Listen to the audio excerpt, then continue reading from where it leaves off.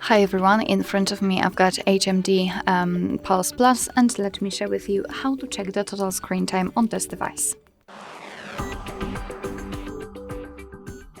So let's start with opening the settings, and here we have to scroll down to the very bottom in order to find digital well-being and parental controls. Let's tap.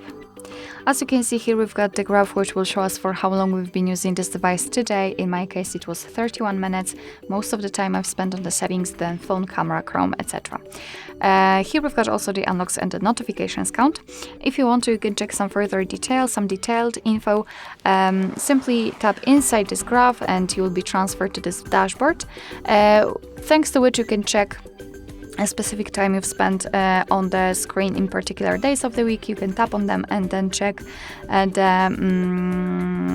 time you've spent on specific apps, and you can tap directly on the app. So for example, settings or phone, in my case, just tap on it and again you've got the dashboard, but this time it is tightly connected with only this one app. You can change the screen time to the notifications received and times opened, and from daily to hourly.